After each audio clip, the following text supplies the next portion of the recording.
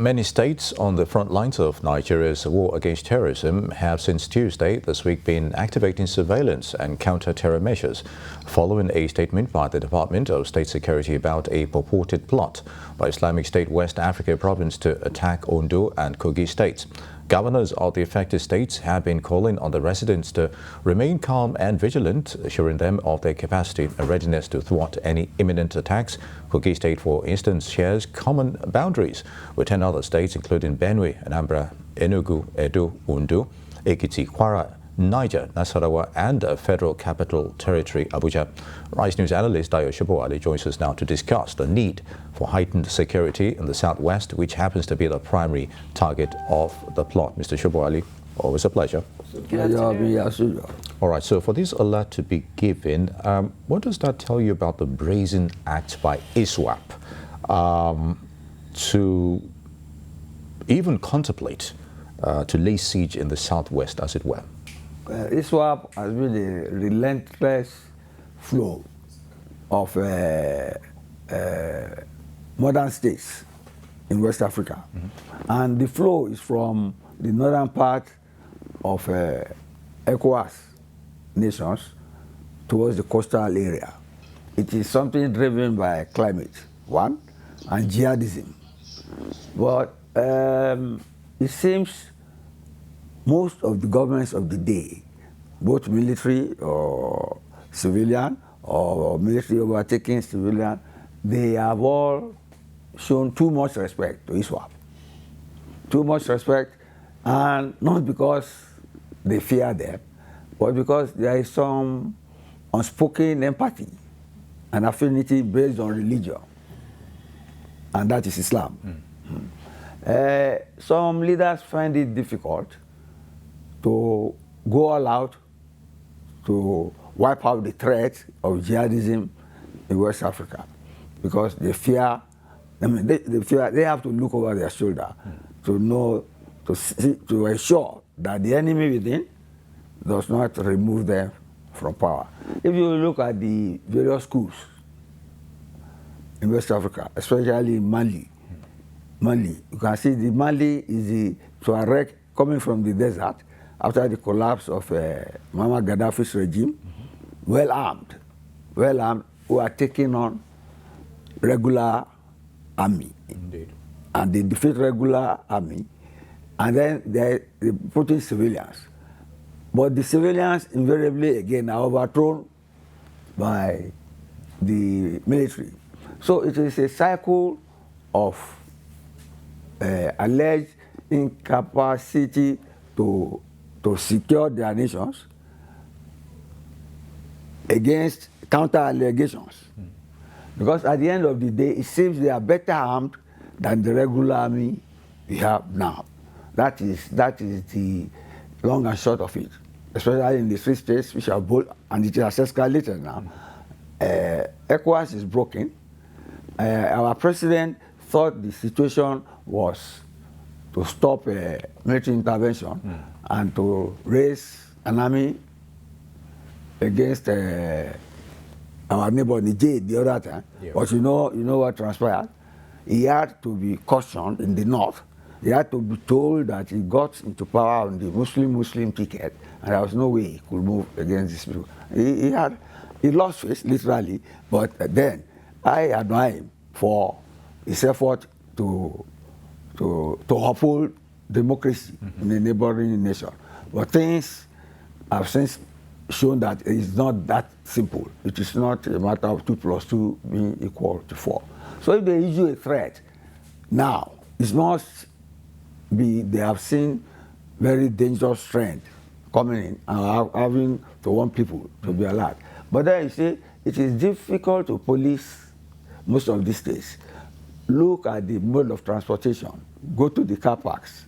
You see there are foreigners in our midst. Foreigners. Indeed. And at a stage when they were killing people in the north, a former defense minister said these people who they call Fulani, they are not Nigerian Fulanis. They do not know them. But we have open borders. We have open border. So the threat is always there. So when I was practicing some socialism, we used to say eternal vigilance is the price of liberty. I think that is what we should dwell on now, and pray that our security people have the capacity and capability to contain the threat and not to our own detriment. Indeed. All right, Mr. Sobowale, very salient points you made about the sentimental aspect when it comes to the religion, and then noting that these groups they seem to be more equipped than our own military. Yes. Whether we call it ISWAP, Boko Haram, bandits, the point is that Nigeria's security is on high alert right now. We're literally in trouble. What is the quickest and most effective approach that you would recommend should take place today? Not tomorrow, right now? You always yes. To crush them, if it is possible today, to crush the people involved in that security threat, identify and crush them. But Mr. Because force. Apologies for interrupting. Based on what you mentioned about the sentimental aspects and the military probably being poorly equipped compared to these groups, how would that go about? You are trying to concede defeat. I'm not conceding defeat. I am identifying the threat, and I'm identifying our capacity on the ground. And the fact that, in spite of all the best efforts, all the money, I think we have not spent as much on defense as we have done in the last 3 years or so. In the past, we have spent a lot.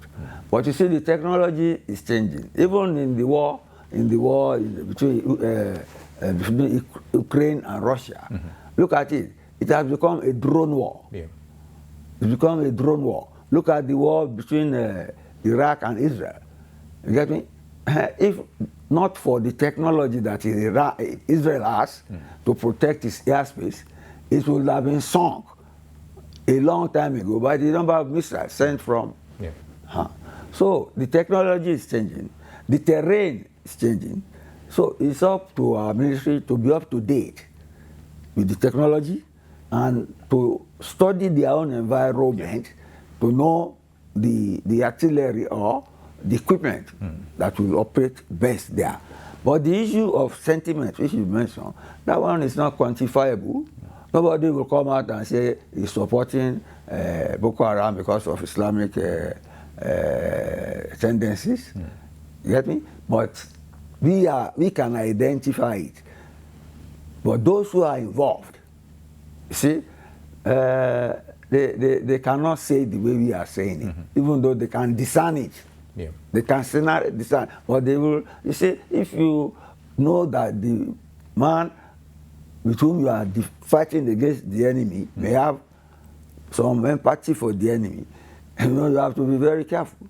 You have to be very careful, and that's the political nature of the security apparatus, the socio-political, religious nature of our security apparatus, and it is because we are a federation.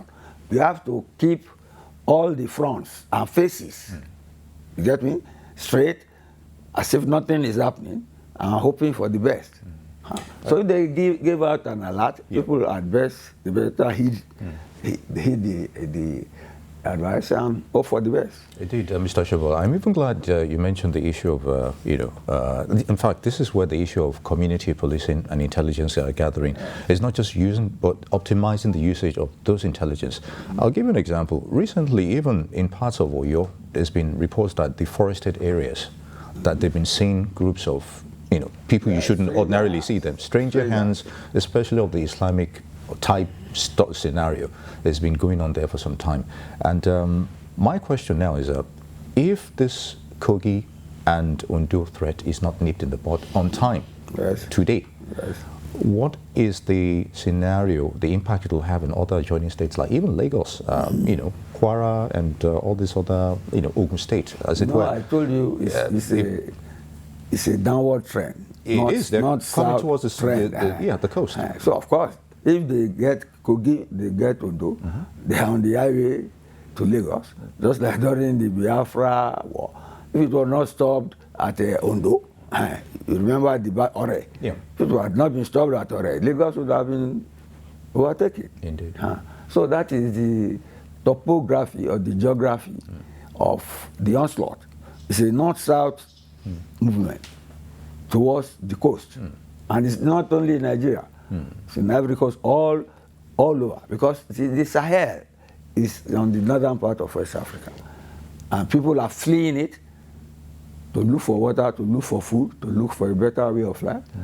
But then, if they had been doing that freely, economically, yes. But they are coming like the colonialists came with the gun and the Bible. See, a leader once boasted in this country that they would take the jihad to the sea, which frightened most of us Southerners. That threat is always there now. You get me? And that's the threat facing us.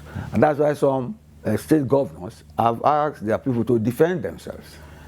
Mr. Sobowale, Out there to defend themselves. I know how you've always defined government here and what the function of government is. And when you just mentioned now that some states are asking their residents to defend themselves, what does this say about the government? Has the government failed based on what is happening right now? The government has not failed, but there's a saying that everybody for himself, God for us all. It has reached that stage. You understand that? Everybody for himself, God for us all. All right. On that note, Mr. Dayo Sobowale, we'd like to, we'll leave it at that. Arise News analyst, always a pleasure to have you with us. Thank you for your thoughts on those issues. Good to have you.